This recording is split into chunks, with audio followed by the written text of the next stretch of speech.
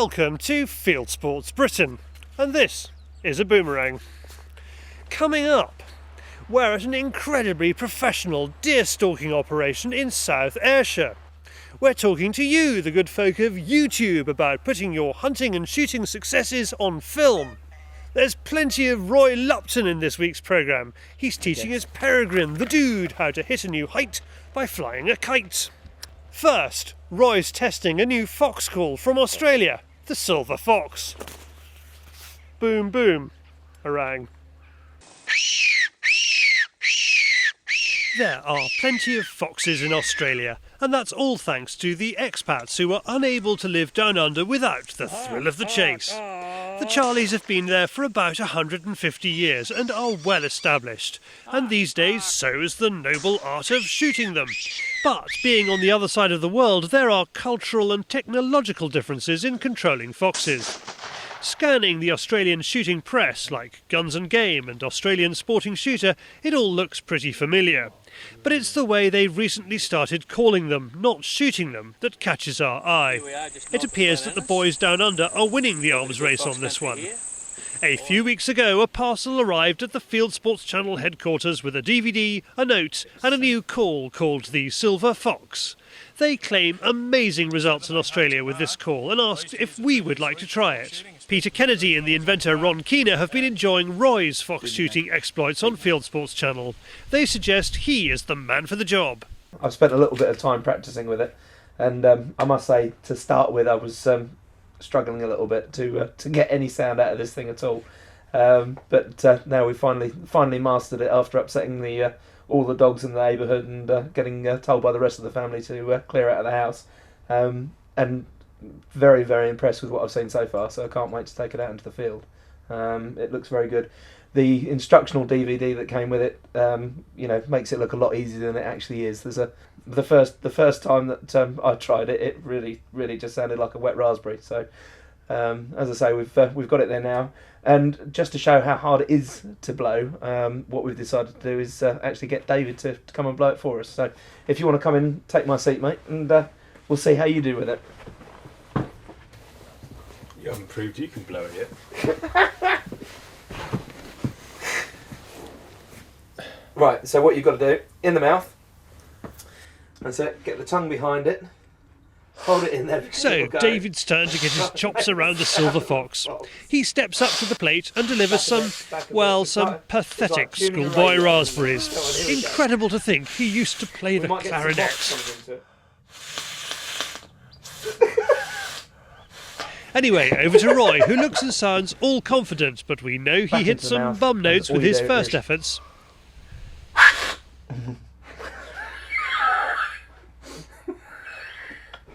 You don't do that. I can't do it now.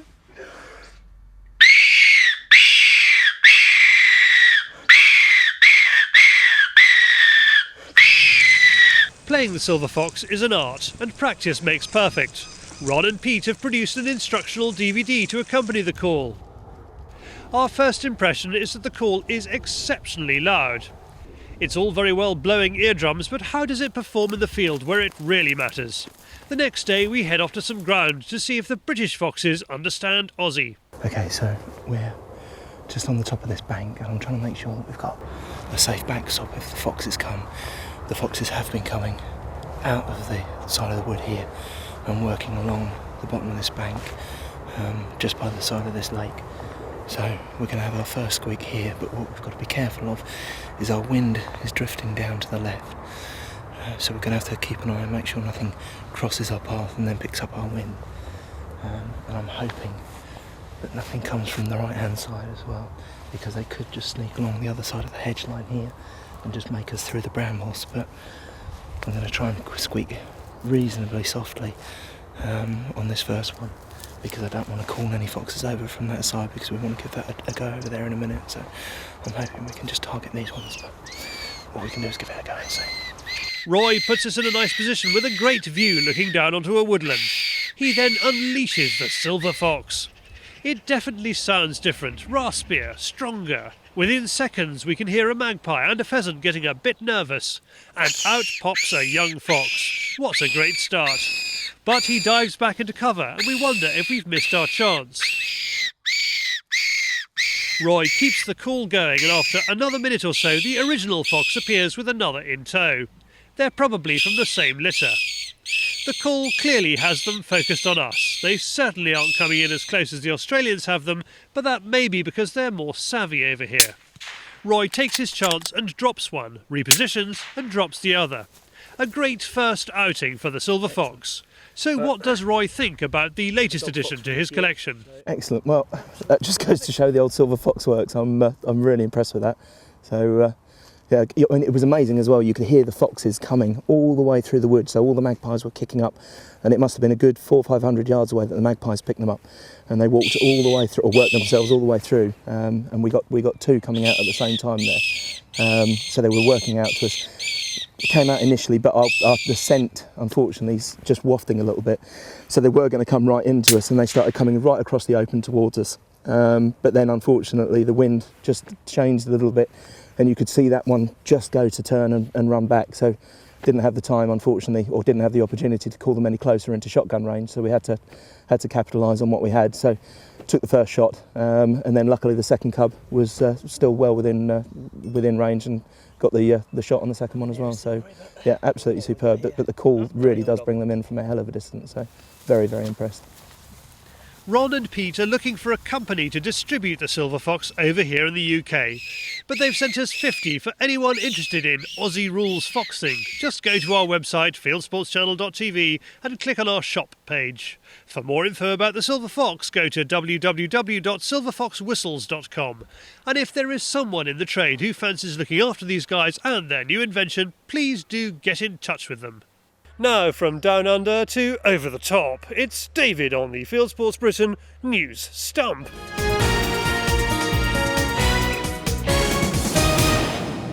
This is Fieldsports Britain News.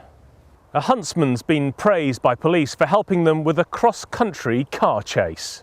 Zetland huntsman David Jukes put his hunt-owned Land Rover at the disposal of the police in order to catch some criminals. They were making their getaway across country, but Mr. Jukes headed them off and even helped make an arrest by jumping on a man's back. Need to see in the dark? The night vision scope, which the fox shooters are talking about, is now available with a free external battery pack worth £100, giving 20 hours of use per charge. Our friends at Idleback have the last few of its Pulsar NV550 digital night vision scopes in stock. This month only, you can buy this exclusively from Idleback with a battery pack priced at just £1,100. Visit www.idlebackriflechair.co.uk/night vision to check it out. Now here's a romantic tale. When two users of the Anglers Afloat kayak fishing forum got married, they decided to do it afloat. Guests assembled at the Ladram Bay in South Devon for the union of John and Helen Ingham. Last weekend the Inghams and their friends came back to Ladram for a first anniversary party. It included a kayak fishing competition where the winning team caught 9 different species. And finally, a tip of the week, if you don't tip over. It's a cheap and cheerful way for stalkers to get their deer airborne to perform a clean gralloch in the field. All you need to do is bolt a car jack to the back of your quad and Bob's your uncle. Might not work for the Emperor of Exmoor though. You're now up to date with Fieldsports Britain News. Stalking the stories, fishing for facts. Thank you, David, by a comb. Now I've been to South Ayrshire, where Chris Dalton has an enormous amount of land to manage for roe deer. Chris has a problem that deer managers all over the country will recognise. He wants to maintain a healthy herd in forestry where, at least for some forestry managers, the only good deer is a dead deer. The damage these roe deer of South Ayrshire do to forestry here is all around. Yet the animals are a beautiful sight on an October morning. He takes me to a piece of woodland to see what's about. Got driving rain, very cold wind, squally showers. That tends to put the deer under the trees. I mean, that's where we would be. Just try to get into some shelter, which is what the deer would do. So we're trying to go into some fairly thick woodland, bit of a mixture of conifer and broadleaf. Unfortunately, nothing shootable, but you know, I'm kind of surprised we saw anything at all, quite frankly, this morning. One of Chris's aims is to bring new people into deer stalking. If they can stalk and work and shoot deer in this environment, then they can probably shoot deer in any environment. So a little bit of a double-edged sword, but I think it's probably a good idea to get people to have a realistic view of deer stalking rather than walking them through a deer park where they think, oh well, this is easy. Is deer stalking an affordable sport? Chris reckons it's worth every penny. For roebuck stalking, around about £200 a day is where it's going to be. We do the complete package. I think it seems to work very well. I know when I started stalking, what I wanted was somewhere that was a nice, comfortable base, preferably with facilities, because there's nothing worse in summer when you're shooting deer if you've got nowhere to store them. So we've got the larder and the chiller. If you want to find out more about stalking with Chris, visit www.airstalk.co.uk. Well, from traditional deer stalking to the YouTube generation, we've been out meeting cameramen for whom hunting and shooting is a passion. With no real network coverage of field sports on the BBC or ITV, many people, ourselves included, have turned to the internet for entertainment that informs and engages us with like-minded people in the UK and across the world. We are not alone, and here are just some of the enthusiasts using YouTube. First up, it's the Vermin hunter. His soft Irish tones talk the viewer through fieldcraft and the joys of airgunning. We catch up with him at the Midland Game Fair and ask him why he started uploading films onto the internet. Are you on a bit of a mission to teach people about your sport? Is that the idea? Teach, entertain, show that not everybody out there hunting is just worried about putting a pellet in something. You know, the tools are there. They're very accurate, very useful, and they're in the right hands. They can put vermin down quickly and cleanly with a single shot, rather than boys shooting songbirds or that. You know, we just don't shoot anything that moves. We're out there to try and help farmers protect their crops, protect livestock in and around barns and that, and do it sensibly and safely. And you're having fun? Yes, that's the whole thing. If nobody will stick to it, nobody will do that if they're not having fun, if they're not enjoying themselves. I put it on film, I put it on YouTube, and I'm very surprised how many people actually like it, and how many people from all over the world, America, Canada, Europe, England, Ireland, so many people like it. I just can't believe it. From people around the world say, you're doing a brilliant job. You know, people congratulating me. I've learned so much from watching my videos on YouTube and that. So I'm overwhelmed by how well people have taken it. Another of our online friends is the Ghost Maker, aka Malc Barnard. Malc is always looking to push the boundaries with technology, designing kit and adapting cameras to get the best shots. We grab a chat with him at the Bisley Live shooting show. You're not just Malc Barnard, the bloke with the camera over your shoulder at game fairs, you are Ghost Maker. Ghost Maker 1970, that's how it all started off, yeah. So what's the point for you of putting your hunting shooting on YouTube? Community, a sense of community, giving a little bit back. I do like to try and help other shooters out. When I used to go to the local ranges and stuff, I used to spend most of my time with new shooters, trying to help them over the pitfalls that there are, and just trying to generally help people out. So that's why I started Ghostmaker 1970. What kind of stuff do they want to see on your channel? Tutorial videos are quite popular, product reviews and that sort of thing I think are quite popular. We're actually doing a night vision series at the moment, which has stirred the juices with quite a few of the viewers, so I think that sort of thing is quite key to keeping people's interest going. Are you going to replace the shooting times, do you reckon? Maybe not this year. Ian Summerall and James Marchington are among the Cecil B. DeMilles who have found an outlet on the World Wide Web. Ian is one of the voices of the Union of Country Sports Workers. James is a well-known magazine editor who offers practical tips and simply stuff he likes the look of. Organisations such as the Countryside Alliance use YouTube to get their message out to a wide range of viewers, from films with Major League TV celebrities to informational videos about rural issues which are shown to politicians at party conferences. Fieldsports Channel runs the Countryside Alliance film unit and makes all these films for the CA. GunsOnPegs.com is another organisation which uses YouTube. The free website for shooters to find shoots runs films about its estates from all over the UK. You can watch these on YouTube or on gunsonpegs.com's own website. If you are watching this on YouTube, you'll see links to all these YouTube sites appearing on the screen. You can click on them to find out more. Here is another passionate bunch of guys uploading tips and techniques. Based in Southern Ireland, they're well known across the world. We meet them at the Burke Castle Game Fair. So we're getting an awful lot of contacts from around the world now because of the YouTube channel, like. So it's going very well, like. And what sort of things have we got on it? We've got pigeon shooting and decoying, and that's a great treat. We're shooting on oilseed rape during the winter. It's more of a watch and learn. We're giving out good ideas, especially on the game crops, game releasing. We've a game release program going now with open top pheasant pins and the game crop planting and growing. So we're just doing demonstrations and showing and bringing them down for the days out. YouTube is fairly easy to use, like, and I found it easy enough. I had no knowledge before I started, like, so I was able to do it, like. Now, let's go fly a kite. Well, that's exactly what Roy Lupton's done to train his peregrine, the Dude.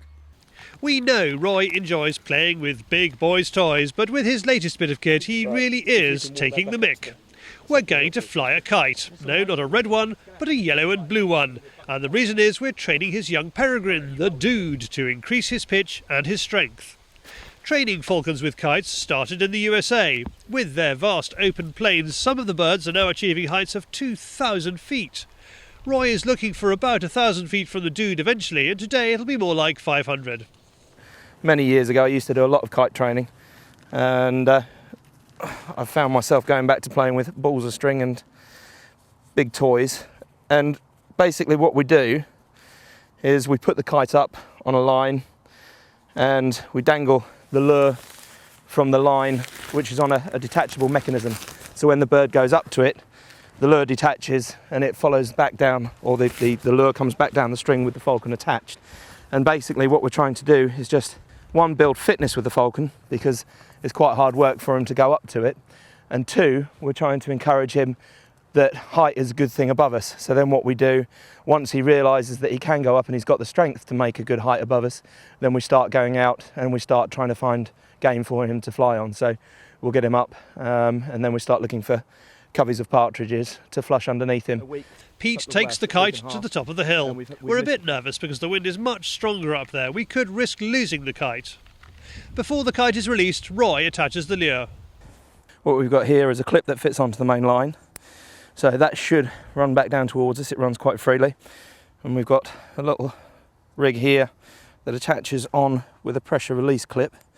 So it just attaches onto the main ring underneath the kite. And what we're hoping will happen is as the falcon takes the lure, it pulls down on here and just pulls the clip off, allowing the lure and the falcon to come down the line back towards us. 3, 2, 1, go! With the kite airborne, the Dude is brought out for his exercise. So what we're going to do now is just go back a little bit, just so as you can see the kite up there. And you'll notice, hopefully, if he's going to do what he should do, as I take the hood off, he'll just look around a little bit, look up to the kite, realise the lure's there, and hopefully he'll be off and starting to mount on his way up there. So as long as no pigeons flush as he's on his way, we should be all right.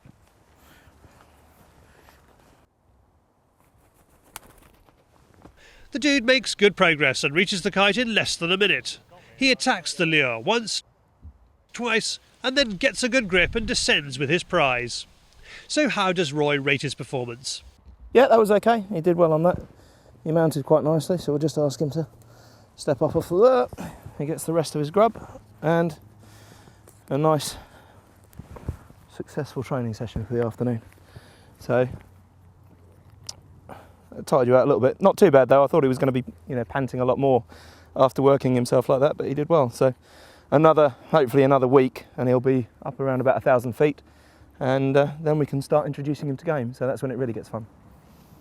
With the Dude's training over, it's time for a few quick training flights with Pete's golden eagle, Merlin. The fox lure is dragged behind the 4x4 and Merlin pumps after his quarry.